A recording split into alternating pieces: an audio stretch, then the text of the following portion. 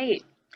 So I always dreamed of starting a philanthropic venture someday, but figured it would be something that would happen later in life after a successful career in business. And I thought that the nonprofit route was really the only way to go. But the problem is my friends that I knew in the nonprofit sector, they would go into the organizations hoping to create lasting change and make a difference. But they found themselves spending most of their time fundraising rather than making the direct change that they wanted to make. So as the idea for launch came about for launching Saalt, we started to see just how closely menstruation was tied to economic opportunity and also girls' education. And we realized that we had to do something about that. We had this little cup that literally could change lives, keep girls in school, and break cycles of poverty for generations. And it really felt like a moral obligation to do something and to be able to lift women and girls around the world. So we decided we wanted to have an impact arm, and we looked into the B Corp model. And we took a lot of inspiration from other B Corps we saw in the area. We actually did a lot from Davis Smith, doing Cotopaxi in the Intermountain West. And so from day one, we decided we want to be a B Corp. I love the B Corp model because it blends the both worlds of the nonprofit sector and the for-profit sector. I can do what I do best as an entrepreneur, innovation and marketing, and at the same time have this steady stream of revenue that we could funnel into our impact funds. And it provides a lot more flexibility with less red tape, and yet it's still quantified and verified through the B Lab. So I really think that it's the go-to model and the ideal model for anyone who wants to make a difference in the world. Thank you so much for that, Cherie, and thanks for the overview of B Corps as well. You'll be hearing a lot about those kind of throughout our event today, so appreciate that. Emmy and Romi, how about you? So we always knew that we would give back no matter what we would do as a business. We actually tried and would brainstorm a lot of ideas to try and create businesses together that honestly just didn't work until we started a sister brand, which was a way more natural way of starting a business. It just kind of took off naturally. But since it was the beginning of the pandemic, we just knew that we wanted to do our part and give back to RIP Medical Debt and Pizza versus Pandemic to help healthcare workers and businesses. And yeah, that's pretty much what we just knew that we wanted to do that. Yeah. That helped push us in the right direction, I would say. Wonderful, thank you. Let's see, Giselle, how about yourself? Sure. So I did not start the company I work at, Madfish Digital, but I feel very lucky to work there. I started working there back in 2016, and it was a time where I was moving back from living in New York. I now live in Portland, Oregon, and my wife was starting to go to school for public health. And I just felt like I needed a career that was going to support that, as well as really feel like I was doing something great for the world. I had been working in media and had worked in traditional advertising, and I knew that wasn't really a place I could stay. And when I found Madfish, Ben and Corey Herman, who are the founders, I just found two people who genuinely wanted to make digital marketing better and accessible, and help the community along the way. And so when I joined the company in 2016, we started to launch that pro bono program. By 2018, we were B Corp certified, and that was a journey that we kind of went on together, which was really exciting.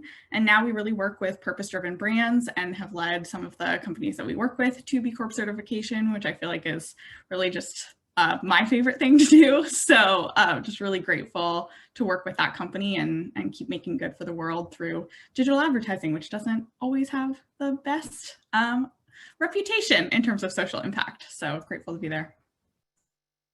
Wonderful, thank you so much. And last but not least, I hope I don't butcher this, Chai. Can you also share with us how your impact was inspired? Well, thank you, Sienna, and everyone. I mean, from my childhood, my father had actually programmed me to be a businessman, basically to take over his business. So in terms of my education from senior high to tertiary, I found myself reading business in school until I got a chance in 2009 to attend a workshop, which was organized by the World Bank Institute and British Council. It was a youth master trainers on climate change. And that was the first time I got introduced to the concept of climate change. I mean, I had no idea, I had no clue. And the training actually built our capacity to go back to our various countries or communities to also educate other young people on climate change and what they can do to adapt to the increasing impact of climate change. And then in 2013, I got a chance again to travel to Istanbul, Turkey, to attend the Global Power Shift Conference, which was organized by 350.org. At that conference, I met over 500 young people from different parts of the world championing climate change. And that was actually for me the point where I said, wow, I mean, this issue is not only about Ghana or Africa, it's actually a global campaign. So since then, I've remained a climate activist till now. So, I mean, those events were actually what triggered me, to pursue climate change. Thank you. Thank you all so much for those wonderful introductions. It's great to have you with us. We're gonna now dive into a few more personalized and individualized questions. Nick, I'll let you kick us off. Thank you. Yeah, so now that we know a little bit about each organization's impact and the inspiration behind that, like Sienna said, we wanted to get a little bit more granular with the individuals. And just as a reminder to the folks who've joined us on the call, please drop your questions into the Slido link that's in the chat. I'm sure you'll hear lots of interesting thoughts here, so please drop those in there, and you can vote up questions as well. So our first question, my first question is for Rashida. So Rashida, the group that we have here is folks from throughout the community, both locally and globally, but also we are teaching a course for aspiring social entrepreneurs. So for those that have that aspiration, can you share a little bit about how you identified the need that your organization works to address, and how you went about going through the understanding the user and recipient process? And obviously this was your own personal experience, but how did you move beyond that to get a broader understanding of this for your organization?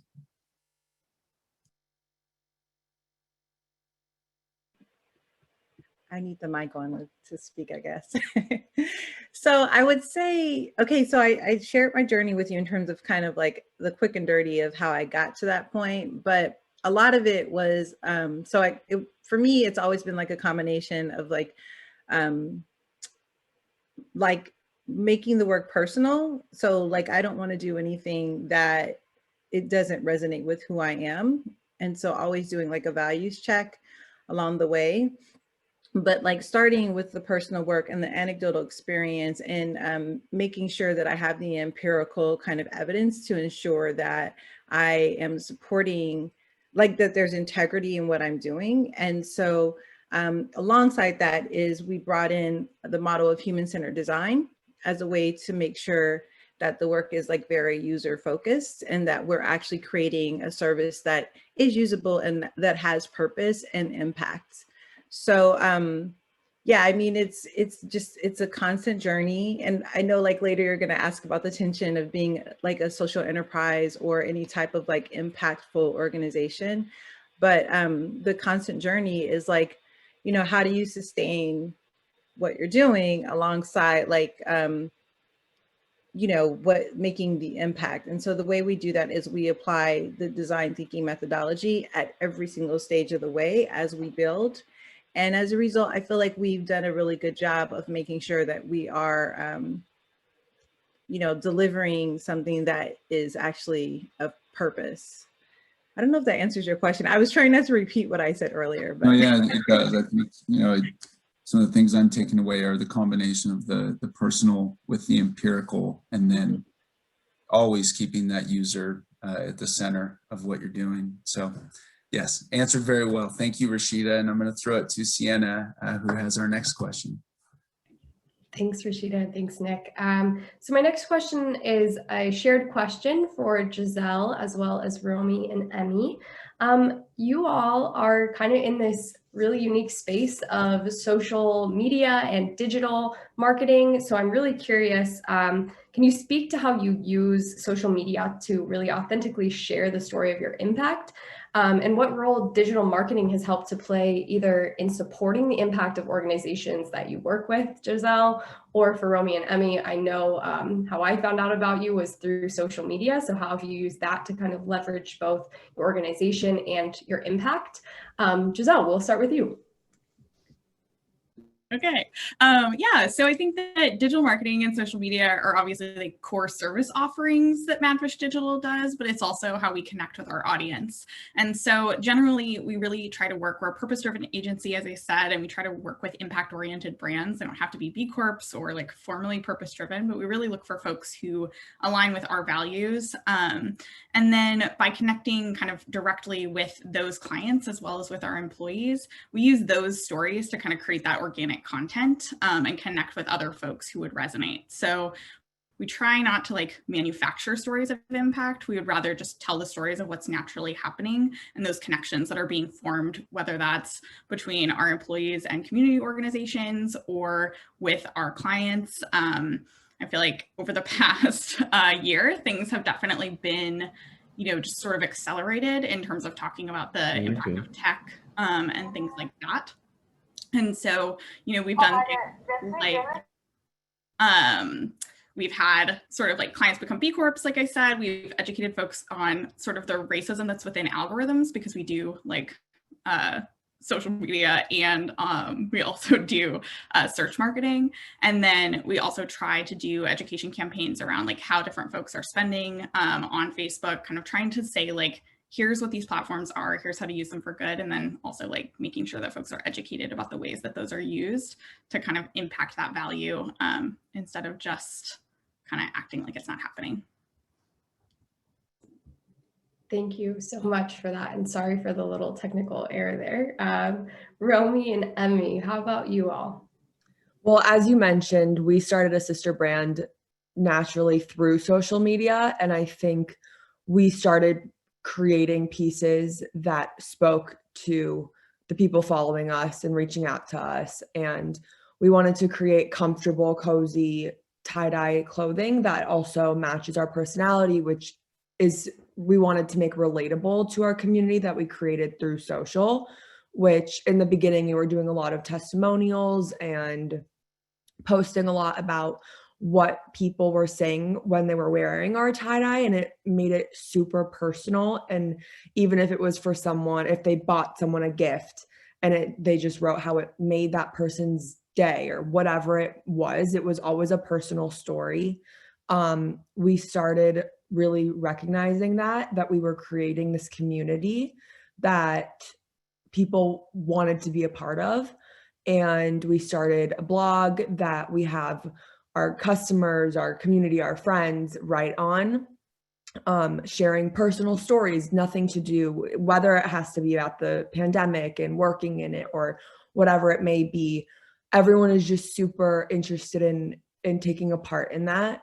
And I just think that that's what helped us grow and what has been keeping us going. It's super rewarding to see that and to see the posts. And we're always like, this is just crazy to see the impact that social does truly make. And going off of that, we are very appreciative to social media, of course, and how it was a lot of word of mouth. Sienna, I think that's how you probably found us. Or we did a lot of gifting and worked closely with influencers and bloggers, and we really saw the strength in that, because whenever we would be like ignored, we wanted an answer from them. We shared how we give back, and that really always made sure that we heard back from them. They were really impressed by that. They really liked that they were doing good and working with a company that gives back. So that is definitely something really, really powerful that we've seen through social media.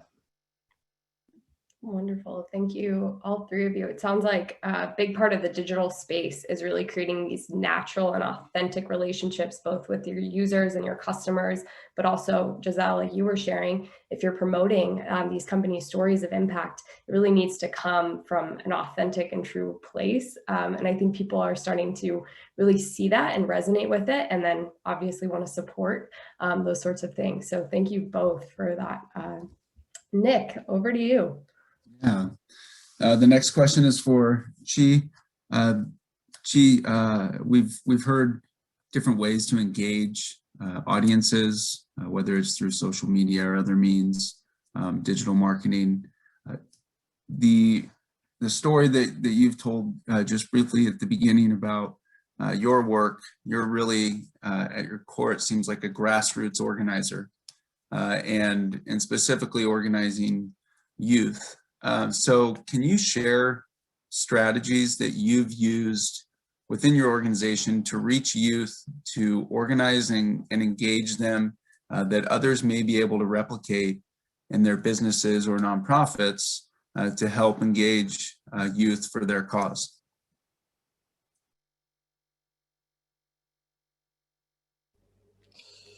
All right, thank you, Nick. For us as an organization, one of the things we've dealt with or we keep dealing with is the fact that we have to demonstrate that young people can be change agents, that they can contribute to the development of our society or nation as a whole. There has been this misconception about young people that young people usually are very rowdy, they are very aggressive. So usually you don't find decision makers bringing them to the table when they're taking very important decisions. So we have to correct that misconception. So how do we correct that misconception? So the whole idea is to gather the young people themselves, bring them together, and one, help them to identify their talent, their gift, their potential, and be able to harness those gifts and channel them, constructively, towards our development agenda. So it is that path that we took, when we're engaging at the grassroots level. That yes, young people we may not be resourceful, we may not have the political will, we may not have the political power, we may not have the nation's resources, in our hands, but we have the energy, we have the strength, we have the ideas.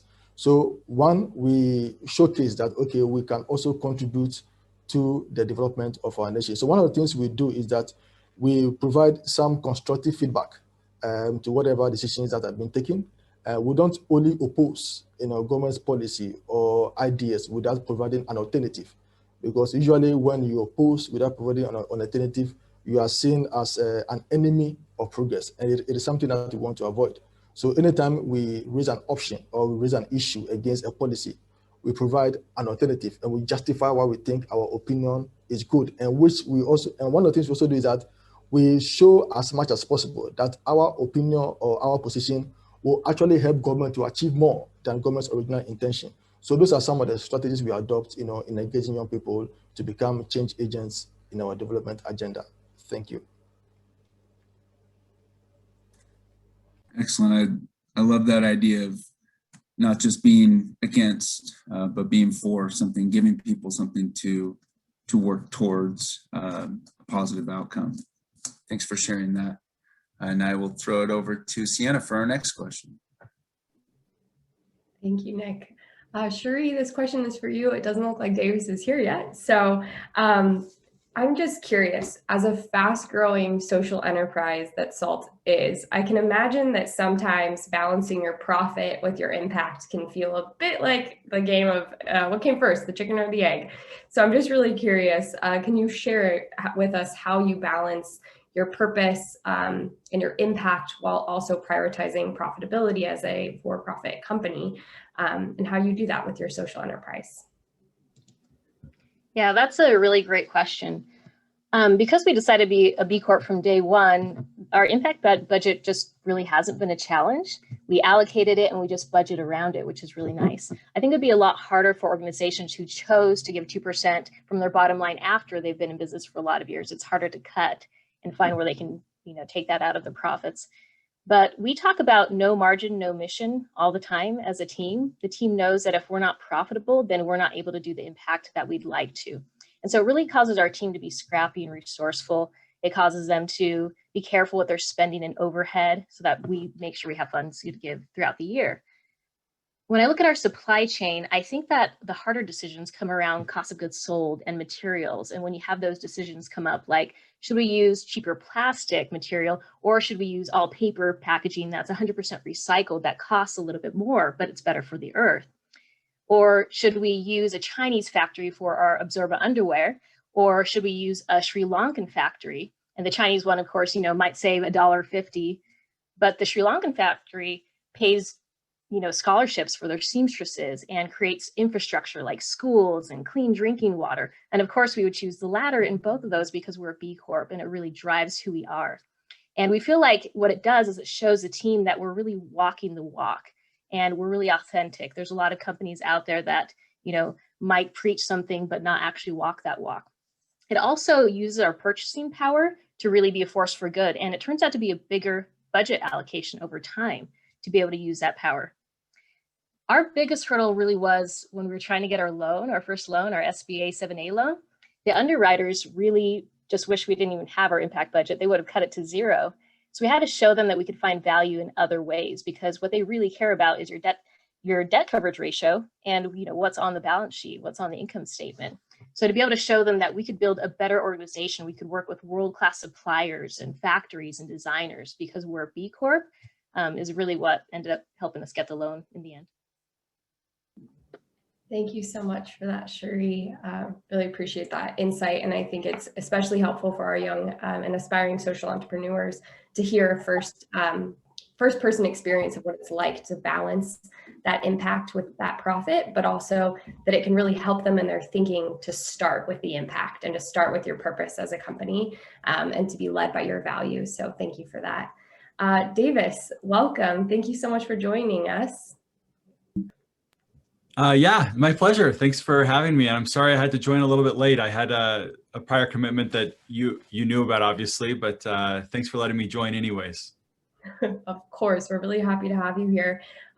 Before we hop into audience questions and answers, Davis, I'd love to hear from you a question that we asked of all of our panelists when they first joined us, which is really who or what inspired your organization's impact? Yeah, great question. So I'm Davis Smith, and I run a company called Cotopaxi. We're an outdoor gear brand. And really the inspiration for the brand was a combination of things, of life experiences. But when I was 4 years old, my family left the United States and I moved to the developing world. And that's where I ended up spending all of my childhood and a lot of my adult life. I moved back to the United States 7 years ago. I've spent most of my life in Latin America and some time back and forth in the US, but my earliest memories were, as a 4-year-old living in the Dominican Republic and seeing poverty that I don't think most Americans even understand exists. And at that young age, I started recognizing how lucky I was. I wasn't smarter or better or harder working or more ambitious than anyone around me. I was just born in a place that gave me a different set of opportunities. And I didn't come from a wealthy home, but I had opportunities that these other people would never have simply because of where they were born. So from the time I was a child, this is what I knew my life calling was, to find a way to alleviate poverty. And that's what I focus on every day. It's my deepest passion. I wake up in the morning thinking about it. And so that's really what drove me to start Cotopaxi. And it's been, I'm sure as the other founders on this call have already talked about it, when you wake up every day and you focus on something that really matters and not just on making money or working up, your career ladder, life has a lot more meaning and purpose and is a lot more fulfilling. Thank you so much for that. And thank you for being with us. Davis has a wonderful feature on how I built this podcast that I highly recommend that goes deeper into the story that he just kind of shared with us, as well as the purpose behind the company that he's built. So thank you for joining us. We're gonna hop on over and see if we have any questions from our audience members. Looks like we have a few. If you haven't had a chance, please use the Slido link in the chat to ask your questions. Looks like one of the questions we have is, do you partner with government entities or focus on impact solely at the nonprofit level? So anybody can answer that question. So if there's someone that wants to chime in on that, we would love to hear from you. I can jump in because I partner with academic institutions. So yeah, I really think it's very important Well, for the work that I do, for us to partner with public sector as well as academia, just because obviously, I mean, it's cliche, but you know, the innovation is in private sector here, but the infrastructure is in public sector, and the incubation can happen in academia. And so my goal is always to be able to leverage the best that each brings to the table in order to be able to create really great impact. And so increasingly we are looking to, I mean, we just finished up our 4th year. So now we're moving more and more into partnering with public sector as a way to be able to like, you know, create more impact and touch more lives. So my answer is absolutely yes. It's very important. It's not easy. We all know it, you know, but for what it's worth, you know, when you can get that traction, it's absolutely worth it. Thank you so much, Rashida. I agree that it's really important that we leverage all of the partners that are in the realm of work that we're attempting to do and that we strive for. Is there anyone else that would like to speak to that question? Maybe Chai, I'm curious, how do you partner with either government organizations or others in your community? Yeah, thanks, Sienna. Well, I think that I wouldn't want to, Rashida has actually made a point very clear. We don't work in isolation, actually. So we must necessarily work with the relevant actors. And indeed, government is the biggest stakeholder. You know, the country cannot move in one direction and then you move to the opposite direction. I mean, it doesn't work that way. So obviously, we'll not have the same language. We may have some disagreement, but I mean, the essence is that we are all working towards a common goal. So I think that it is important to work with government institutions, academia, as Rashida said, and even other CSOs, the media, and even the private sector. So I think that collaboration and partnership is inevitable to succeed. Thank you. Thank you. Someone from the B Corp space, can you speak a little bit to this question? How do you partner with other folks that are maybe not just nonprofits, but also in the public sector? Yes, I can give a brief answer to this, or just an example. So at Madfish, with our pro bono program, we've worked with an organization in Portland. It's a nonprofit called New Avenues for Youth, which provides job training and support for unhoused youth in the Portland area.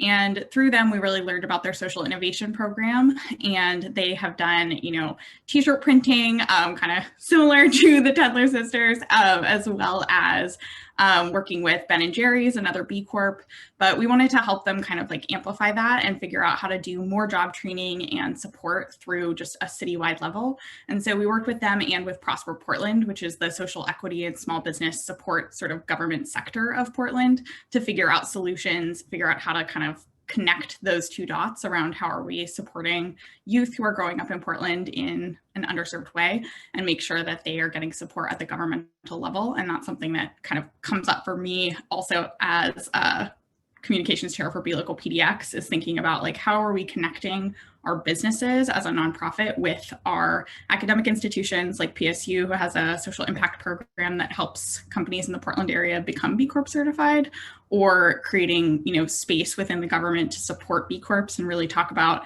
the difference between being a benefit corporation and being a certified B corporation, kind of all of those intricacies.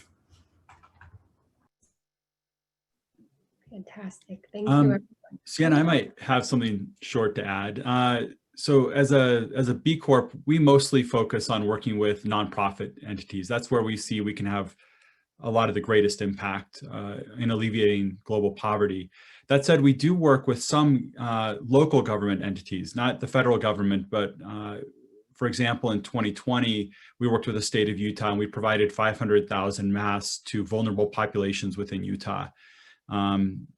You know, these are refugee families, homeless, and many others. You know, we work with the Refugee Services Program with the state of Utah. We do a lot of work with refugees in our local community. And so we find that as we work locally, a lot of times the local government is nimble, a little more nimble than the federal government, and is able to maybe have, you know, closer, you know, boots on the ground to people in need. And so that we found that's a good way to partner with government. Thank you, Davis. I appreciate that. Sorry, oh, I didn't know if there was someone else. Nick, were you going to say something? Oh yeah, I was just going to say, one, I think that idea of focusing locally is, oftentimes where you can find the most need and the most impact, right? And I think a lot of the folks that have told their stories have touched on that. Kind of pulling on that string a little bit of having an authentic story to tell locally. There's a question in the Slido chat of how to maintain an authentic impact story when the space is filled with so many different brands trying to, quote, do good. If anyone wants to speak to any lessons learned or tips to tell your story in an authentic way.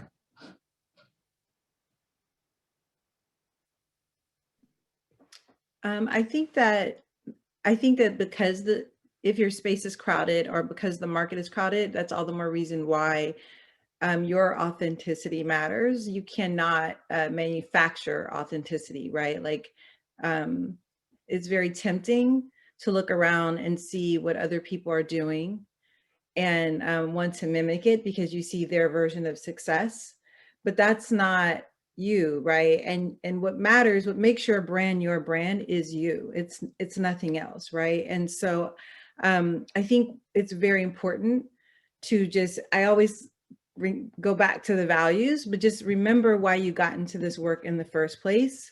Remember, like, ground yourself and what you do and like where your heart is, and then you make your decisions, right? And then you make your moves, because if you try to manufacture authenticity based on what you think works, everyone's going to know at some point, and it's not sustainable. I know it probably sounds like kind of like hippy dippy, but it's true though. Like, we all can tell the difference between someone that's doing something because they care and someone that's doing something because it's what they think they should be doing. And just lean into that and make sure you're really excellent along the way. Be very good at what you do, research, partner with excellent partners, do all the things, but be yourself. I was going to add also that I think that your customers are watching for how you respond as an organization to what's happening around the world. So this pandemic is a perfect example. We have 3 pillars where we support mental health, and then girls' education and sustainability, so environmental cleanup efforts. But this year, we look at who we are as a B Corp. It's about being a force for good and doing good in the world. And we looked at what was happening with the pandemic and what we could do in other ways to really respond to most urgent needs.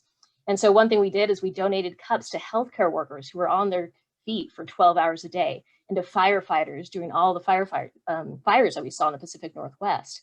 And then we also used our supply chain to create these reusable masks that were antibacterial and such high quality. And we donated that to all of our partner organizations overseas, where masks and ones that were hygienic were really the greatest need.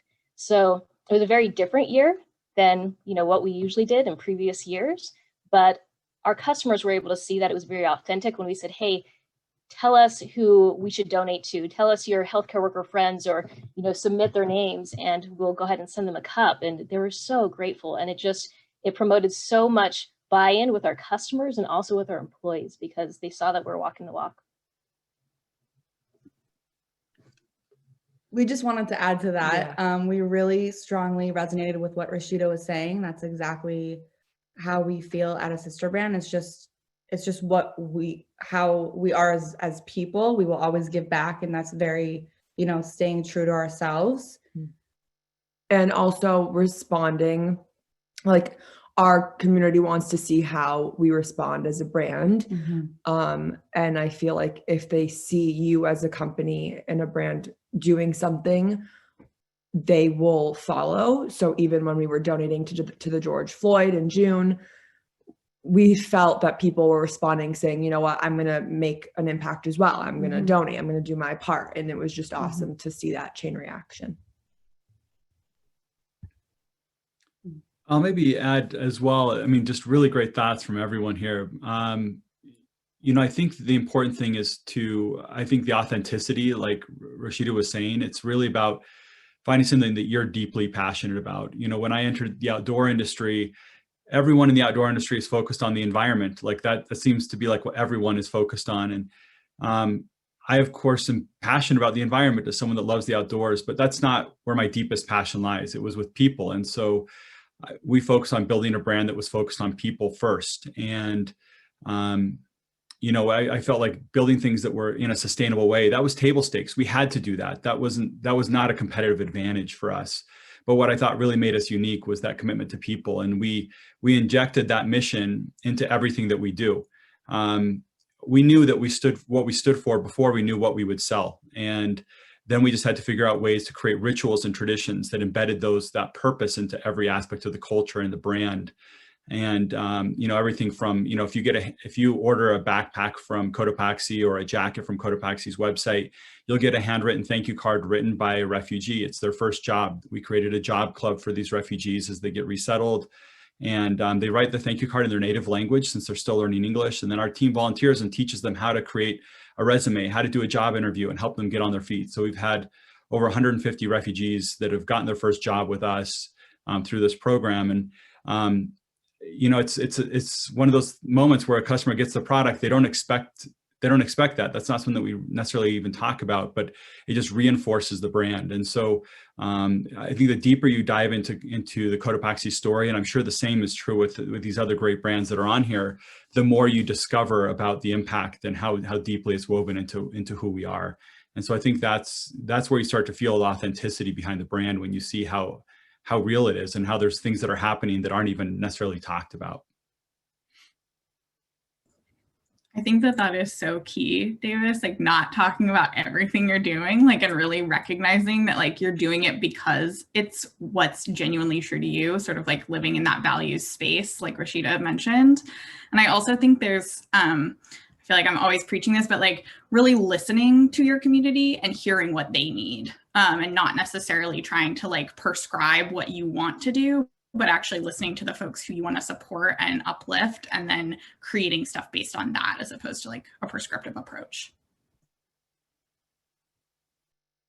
Okay, so if I can quickly add on in the interest of time. So what the marketers will say, that is about finding a niche, a niche for yourself where you can, be an expert, giving your best and demonstrate your credibility. So just to add that to what the great panelists have said already. Thank you. Yeah, wow. Wonderful comments from everyone. Thank you so much for that. I think that is really what social entrepreneurs are seeking when they try to do this work, is they're looking for their niche, but they're also looking for the need. And how do you bridge that gap? And then also, how do you bring your personal self and your purpose and your values to the work that you do? Because that is where that authenticity is really fostered. I love what Davis added as well about we knew what we stood for before we knew what we were going to sell. I think that's really understanding your values and your purpose, which is where Rashida started as well. So thank you, everyone, for all of those wonderful insights. One of the questions that's popped up on here on our Slido channel is, how do you measure the impact you make with your projects? And so I'm curious about that. And also if you might be able to speak a little bit to how you also make sure that you mitigate any unintended harms that may be caused by the creation of your product or your organization. I know some of you work in developing countries, and in the social impact space, sometimes that is perceived from this vantage point of white saviorism, or going in to solve a problem elsewhere without really understanding the recipient's needs. So I'm curious, how do you both measure your impact and then make sure that you avoid and mitigate unintended harms or consequences of the impact that you seek to have? And anybody can start. I'd love to jump in on that one. In the period care industry, there's so many companies that measure their impact by how many donations they give. So they might just give a bunch of tampons and a big package of pads, which of course could only last a month for those that they're giving it to. So it's not a long-term solution. And even in the reusable period care space like we are, there'll be companies that will donate cups, but they don't pair it with any education or with any training. And cups have a learning curve. They're an inserted product. There's taboos and stigmas around it. So there needs to be that training. And when we were trying to figure out how we would make our impact, we knew we couldn't just send a big group of Americans to go teach about these cups and put it on to these people. So we'd partner with organizations, and we started doing what we called pilot programs. So we'd send 10 to 30 cups to their internal staff, and we'd coach them through with our CX and our impact teams on how to use it, and then how to become mentors for new cup recipients later on. And it was a magical thing because it would be really life-changing for them. It can be very life-changing, especially for those that are so inhibited by menstruation barriers. And they would just rave about it. And then we'd send them hundreds of cups for donation recipients. They teach a class. And it was just incredible to see how the adoption rate, which is how we measure our impact, not how many cups we give, but that adoption rate was often 90% in places where we thought that maybe there would be cultural barriers like Nepal or Kenya or Uganda. And the reason why is because they had it being taught to them by a trusted voice from their community, by the boots on the ground staff, and not from an external organization. So we really think that that's key, is that they need to be introduced by people that they know.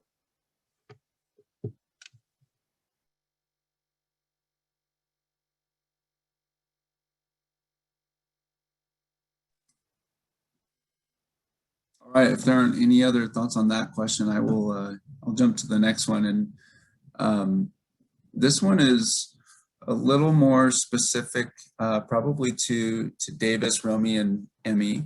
We have a question here from someone who's interested in sustainable fashion, and they wanted to know what the biggest challenge is for starting an NGO that focuses on fashion, but doesn't negatively impact the environment. So yeah, that's a great question, and that is something that is really important to us. What we do is we just kind of have small like drops of clothing. We don't manufacture a large amount of clothing. We work with local vendors that are in LA, and they all have that motto as well. So we're really careful with that. We use non-toxic dye, and everything we do is like the way that we work is always geared towards protecting the environment. So that's just always, because that's also so important to us. Romi and I hand make each piece. So it's not like it's a huge company manufacturing and making fake tie-dye. It's handmade pieces. So we're super controlled. Like we're controlling the process. And because that's been something that's just, in order to be authentic, that's the main thing. It's our process, it's our technique. So that's something that we haven't changed throughout the whole process. So I think if we let that go and had someone else create the pieces for us, we wouldn't have control on how they're doing it, the dyes they're using, and any of that. So that's been something that we have stayed true to and has helped us feel better about making the environment safe and effective.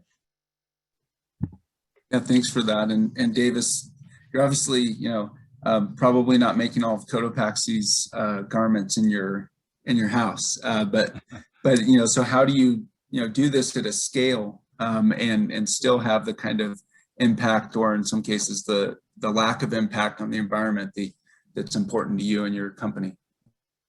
Yeah, great question. I love that Romi and Emmy are doing that themselves. It's awesome.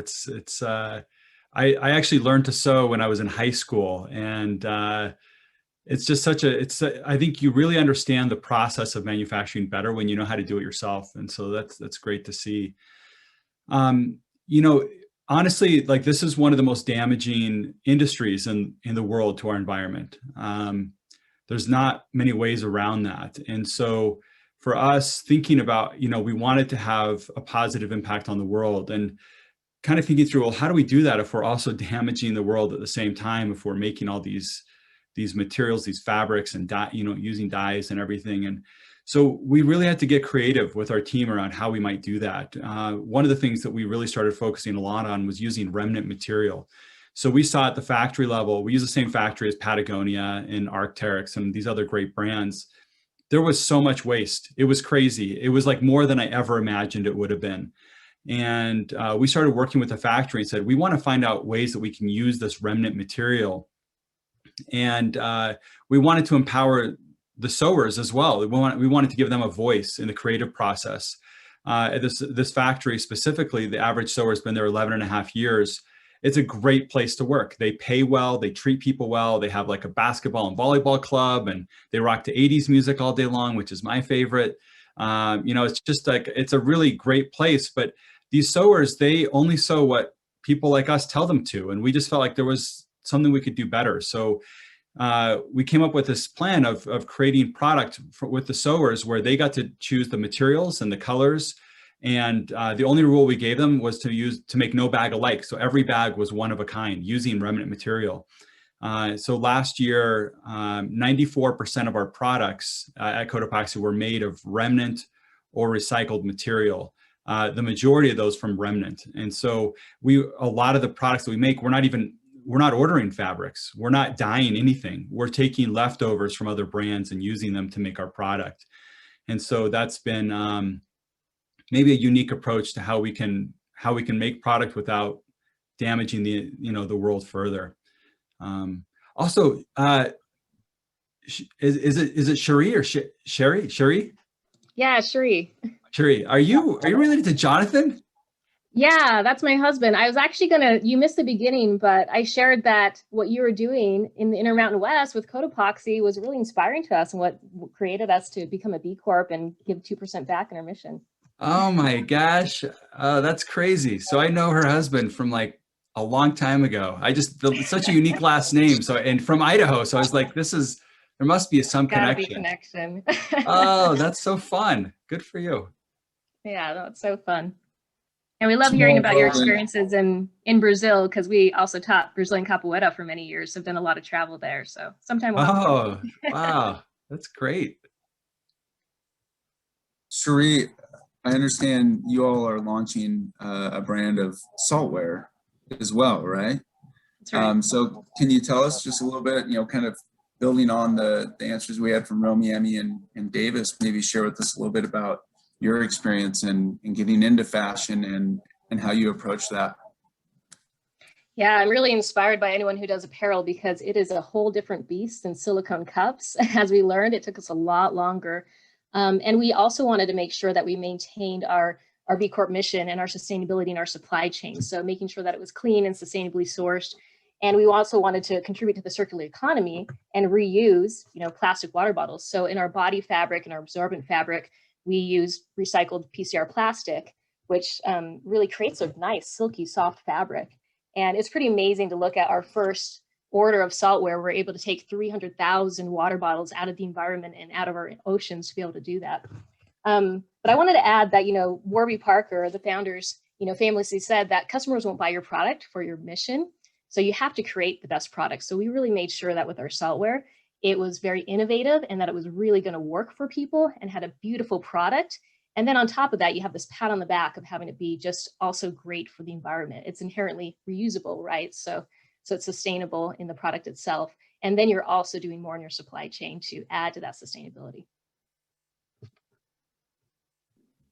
That's so great to hear from all of you about how we're kind of mitigating some harms that may be caused, even though that might not be our number one priority as a social impact company, that you're looking for all the ways that you can mitigate other consequences that might come from the industry that you're in. So thank you all for sharing. And I can attest, I have bought products from all three of those that just shared, and they are not only wonderful products, but also it feels really good to be supporting companies that I know are valuing their purpose and their impact at the same time that they're creating awesome gear. So thank you.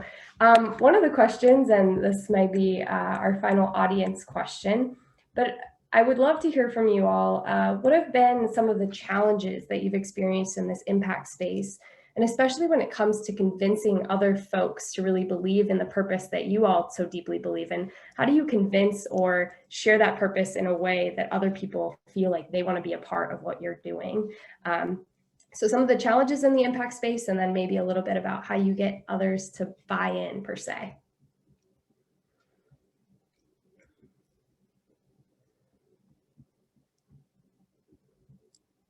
I would love to hear from you in where you're at, since you've done such massive, large-scale work. How have you gotten others to buy into the impact that you seek to create? Yes, Sienna, well, thanks once again. In terms of challenges, I must confess that it has not been an easy road. One, for socioeconomic reasons or sociocultural beliefs, especially in our part of the world, when a young person cannot speak up to an adult. So that becomes a challenge by itself. So if you're a young person and you want to even speak up or share your views against what the state or the government is doing, it becomes a very difficult task, for you even to think about it. So that has been one challenge, engaging the state on that. The second one also has been with the society, acceptance that young people can actually become the change agents that we claim them to be. Interestingly, if you look at the outcome from global meetings for the world forums, if you read their statements, you will see most often it is indicated that when it comes to decision-making process, it is important to involve women, men, boys, and girls. So it's clearly indicated. Even when it comes to Africa, the African Youth Charter, Article 11 says that the youth have the right to participate in the decision-making process. In my country where I live, Ghana, we have a national youth policy that also makes provision for youth participation in the decision-making process. But we don't see this happening, on the ground. So obviously there's a challenge. And like I mentioned earlier on, it's because of that kind of misconception about young people, that they are very aggressive, they are very rowdy, they bring confusion to the table. So we are coming from, if you want, from a disadvantaged side. So how do we convince them that, okay, they should give us a hearing? So we now have to demonstrate that, okay, as young people, we also have some gifts, we have talent, we have abilities that can be used, towards the country's development. And how do we prove that? One of the ways by which we prove that is to be able to showcase what you can do. Because normally when you preach the gospel without showing signs and wonders, you never get followers. So we have to prove as young people what you can do. In our case, we are at the moment publishing, or we've developed educational materials, wholly developed by young people, to show an example that these are material developed by young people as their contribution to climate change or education or environmental awareness in our country. So, in our experience, that is what we've found ourselves in terms of challenges and how we are addressing the challenges, in our context. Thank you. Thank you for that. Cherie? I was going to add that I feel like we're always trying to convince other members of the business community to look at social enterprise, to become a B Corp and see the value in it. A lot of people still don't. They see it as something that's mutually exclusive from business. And I feel like we're always trying to tell them that it's actually self-interested. You have to show a business case for it. For us, we've been able to recruit such better talent because we're a B Corp, because people were seeking us out on the B Corp website. And we're also able to have a lot better programs. It guides our internal decision-making. So one thing that we've done because we're a B Corp is really supporting our female team. We have an 85% female team. So we're trying to support our women, our working mothers, and find creative solutions for them. So early on, we created an in-office preschool full-time that was free to our employees with 2 preschool teachers. And I would never have guessed how much impact that would make for our team and for the caliber of people that we've been able to recruit, because we're solving those unique needs of women in the workplace. And childcare is one of those needs that is that more women carry, and also causes the motherhood penalty makes it so that women earn 69% or 69 cents on the dollar for every dollar that fathers make. And where fathers, when men become fathers, they will earn more of an income, but when women become mothers, then they're actually discounted in their income. So to be able to flip that script and be able to really support working mothers has just been instrumental for us. And that's directly because of the decisions we make as a B Corp. So we really like to share that there is a business case for doing good for your employees. It's a win-win for the company, for your employees, and then also for your communities at large. I could share a challenge. I would say for us, the biggest challenge is probably like that people don't think that college students necessarily need help. And particularly because we incubated at UC Berkeley. So there's, a perception that is not an untrue perception that Cal students have a certain amount of privilege and access that other students don't have. But what there was like a education process that had to take place with a lot of folks that we spoke to that basically didn't understand that within that community are smaller groups of folks that basically, you know, like have parents that are migrant workers, have parents that the majority, if not all of my students, don't have anyone that sits at the dinner table with them and talks to them about jobs and internships, because like they just don't have the capacity or the knowledge to do so, right? A lot of my students send money home to their family to support their families. So that internship and that opportunity that we give them access to actually is supporting their household, right? And so there's a process that had to take place in terms of informing folks in the market to let them know, like, yeah, this is what you're supporting, right? Like if you say that, you know, one of your KPIs supposedly is diversity, and you truly want diversity, right? It's not about like just selecting folks that look like you and act like you and know the same like social signals and codes as you, but also like being able to include folks that don't necessarily even know that there's this like secret game, right? And so, and on the student side, the biggest challenge is just that we primarily recruit social science and humanities majors, because those are the ones that actually need the programming the most. And also, I believe, add like great value to the market because they add the social context, they understand people. And if you give them the right framework, they actually can create more usable products and services in the market. But a lot of our students don't want to work for private sector, right? And they're the ones that need the big salaries. So there's always this constant like selling that I have to do and that we have to do with our students to let them know that you can move the world in private sector. As a matter of fact, you don't even have to be, you know, in the diversity group or in a group that's specifically designated to make social impact. You could actually make an even greater impact in a business unit, because you can hire people and you can make sure that you are a good manager and a good leader, and all the things that you've learned along the way, you can create that work environment and duplicate it and make like greater change. I'll jump in. I mean, anyone that's built a social enterprise knows that every single day is a unique challenge and how to balance those things. But I think one of my favorite stories with Cotopaxi was our earliest days fundraising.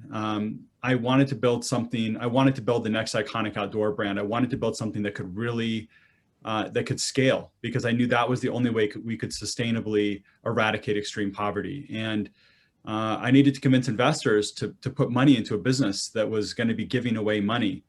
And we hadn't sold anything yet either. So that was also a problem. You know, it was just a vision. It was a PowerPoint. And with my seed round, I keep a spreadsheet of every conversation I have with an investor. I pitched 100 investors, VCs or angel investors in that seed round. And I got a lot of no's. And a lot of them questioned like whether you could be a benefit corporation, a B Corp, and make money and create a return for them. And, you know, I had to make a strong case for why, you know, choosing to do good is not like Cherie was saying, it's not mutually exclusive with like running a good business. You know, interestingly, our first investor was an amazing investor in Silicon Valley named Kirsten Green from Forerunner Ventures. Our second round was led by an amazing investor in New York at Graycroft called Ellie Wheeler. Our third was an amazing investor, Brooke Harley, from another VC. And then our next round was led and was really championed by Lauren Iveson. I mean, I don't know if you're catching on to the trend here. All of these investors were women. And I don't think that's a coincidence.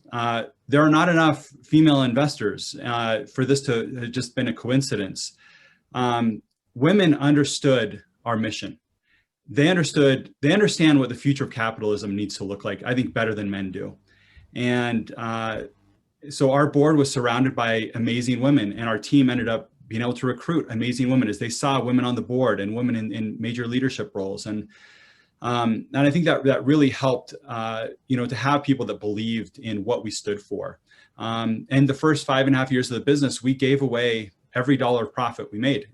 But we were convinced that as the business scaled, we would be able to generate profit and also impact. And this last year, we finally tipped that scale where it was like we had a good year. We had a solid year of profit. We also gave away $1 million in cash to nonprofits around the world. And it's not that we could have been $1 million more profitable. The reason that we were profitable was because we were committed to giving away money to causes that we were really passionate about. And so, for us, I think the last year has been a year we're celebrating because it's like we finally did it. We proved that you can do both. You can have impact. You can also be a profitable, scalable business. That was such a great story. Thank you, Darius. Thank you, everyone, for sharing those stories of impact and the challenges and obstacles. But I heard a lot about intrapreneurship from Rashida and how we can actually be entrepreneurs for social impact within companies and organizations, and that you don't always have to do it in a specific role, that you can just have those values and allow those things to drive you. And I heard a lot about representation and how much it matters and how much that contributes to your authentic needs, or meeting authentic needs for folks. And that when people see themselves represented in what you do, and they can see their own values and their own purpose reflected in the work that you do, that matters as well. So thank you for all of that. We are closing in on the end of our session together. So I want to ask one final question of all of our panelists. And this is really for a lot of the aspiring social entrepreneurs that are in our audience today. If you had to give one piece of parting advice to those that are aspiring to become social entrepreneurs such as yourselves, or those that are seeking to have a really positive impact on the world, what insight or wisdom would you share with them? And Giselle, we'll start with you since you're first on my screen. Oh gosh, okay, no pressure. Yeah, so I guess in terms of getting started, I think the piece of advice that I've gotten that really has resonated with me is one from David Call, who's the founder of Fully, which is a great B Corp making ergonomic desks and chairs and things like that. But he said to me recently, when I stopped being focused on goals and really focused in on what my North Star, my direction was, it just made everything easier. And I was able to make an impact every day because I wasn't just trying to reach for this next thing on a ladder. And so I think just kind of going internal and really thinking about, how can you steward your own values and steward your direction towards your own values and really be heart-driven. And then also aligning yourself with like-hearted people, not like-minded people. So really finding folks who believe in those causes and who you can align with, but who disagree with you or may disagree with you, to really create more opportunity for growth. And just kind of trying to find that common ground and build a movement together. That's fantastic. Thank you, Giselle. I think we've heard a lot about that from all of our panelists today. So it's a good reminder for folks in the audience to stay true to your purpose and your own values as well. Cherie, you're next on my screen. Well, you've probably noticed that I'm a big champion for B Corp. So I would really love to see more entrepreneurs embrace their ability to do good through the world, through the B Corp model and through social enterprise. I truly believe it's the way of the future. Millennials want to support businesses that align with their values more and more. And I feel like it's really an expectation. And the B Corp model just blends both worlds of the nonprofit sector and the for-profit sector together. And it really maximizes the good in both. And that focus on conscious capitalism in everything you do, just transparency and honesty, and paying fair wages, and inclusivity and using business force for good. I just think that there's so much that every business can do to maximize their impact and their influence, and also decrease their environmental footprint at the same time through the B Corp model.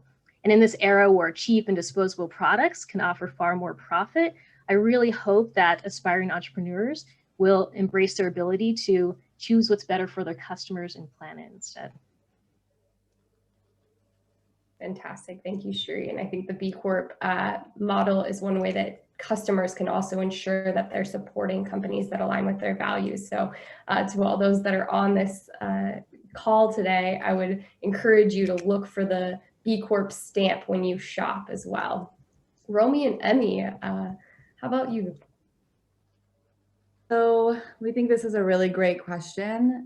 And you mentioned, authenticity. Of course, we've all mentioned that a few times. So when we started a sister brand, of course, not everybody thought it could be successful. And we had those days that we dealt with that, but we just stayed true to wanting to give back to the specific nonprofits that we give back to. And we knew that that's what would continue to drive us through any challenge. And I think that's just what's really important. If you want to start that kind of business and give back to what is important to you, just always keep that in mind.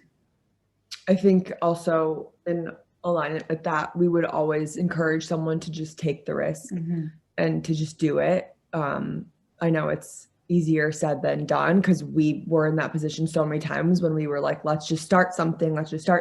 And then in the end, it happened naturally. But there were times that Romi and I had to, say, okay, are we taking the risk? Are we going to do this? And it was always the right choice. So I think 100% do it.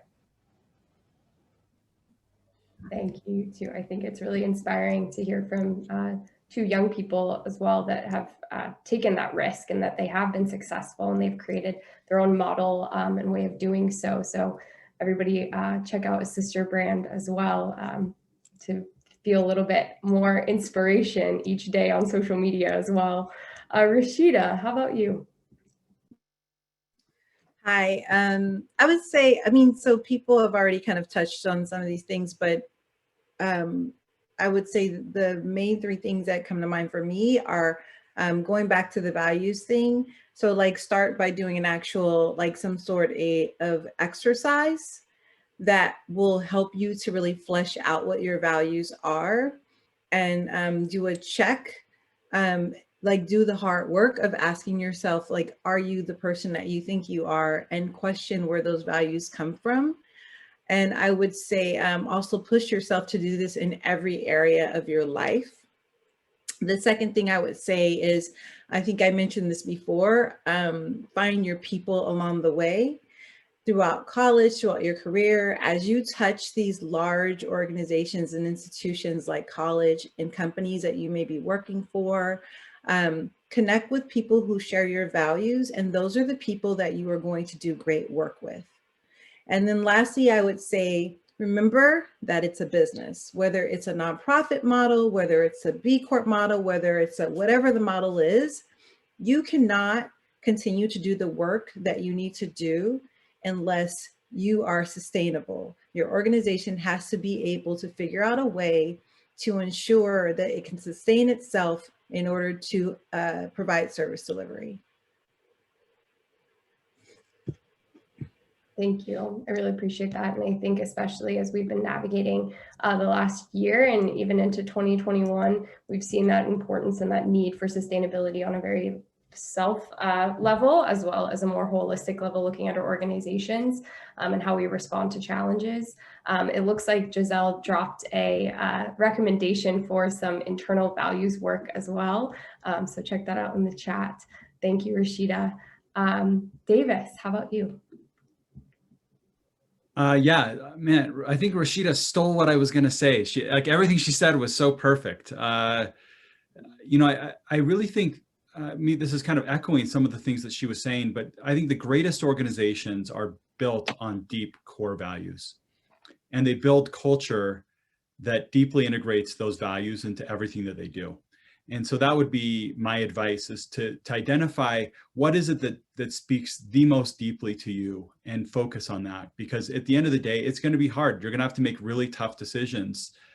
And you want to make sure that if you're building a B Corp, if you're building an organization with social purpose, that purpose is something that you will never walk away from, no matter how difficult it gets.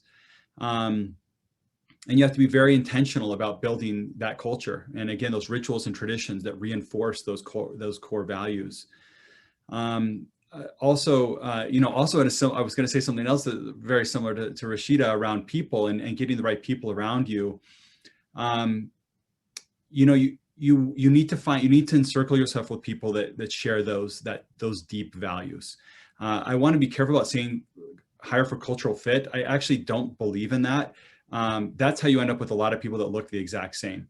You need to hire for people that are culturally accretive, people that actually may not on the surface look like you, but they share the deepest values that you share. And that's how you're going to build a great team and be able to have the impact that you want to have. Thank you, Davis. I think that your company is a testament to that. All the folks that work at your company all seem so thrilled, and they're real champions from the inside as well, which is just a testament to having that culture exist within everything that you do. So thank you. Chai, I know you dropped off there for a moment, but we're glad you're back. Do you have any parting words of advice or insight to share with aspiring social entrepreneurs or those in the social impact space?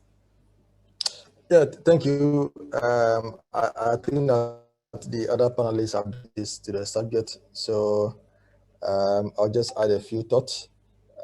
So for me, once you identify your purpose, number one, the next thing is to identify your niche, what exactly you want to do, so you don't dissipate your time, your resources, and your energy. Once you determine your niche, you should be able to stay focused. And that's one of the difficult aspects, is to have people come with different ideas. Let's do this, let's do that. But so if you're not careful, you'll be shifted from your original plan. So you must learn to stay focused. And then the next thing is that you must also be very determined, because you are likely to have people come to discourage you and tell you your idea is not good, it's not the best, but you must be determined as long as you believe in what you propose to do. So, these are my few thoughts for potential social entrepreneurs. Thank you. Thank you, Chai. I really appreciate that and think that those are great parting thoughts, especially the determination that's required to do the work of social entrepreneurship and to exist in the social impact space. It does come with, presents new challenges. So thank you. Nick? Yeah, well, you all are a very difficult act to follow, but just wanted to close out this session by thanking each of you, our guests, for joining. This has been a really fun and informative discussion, and we've just learned a ton over the past 90 minutes.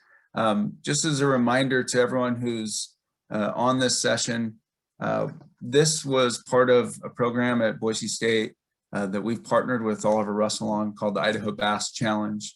And actually a third partner in that is Mondragon University in the Basque Country.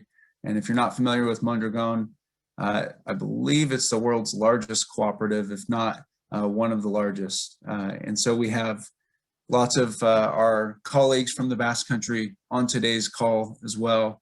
So we're just really excited to share the message of social impact and the change that it can have in the world, both here in the US as well as all throughout the world. So again, thank you to our guests. Thank you to those of you that joined us. We are recording this, as you probably heard when the call started. So we'll post it if you wanted to pass it along to others to view.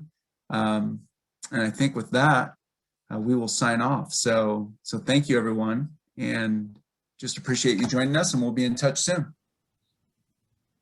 Thank you, everyone. Be well. Thank you so much. Thank you, Nick and Sienna. Thank you. Thank you. Thanks, everyone. Thank you. Thank you for the opportunity. Thank you. Thank you for joining.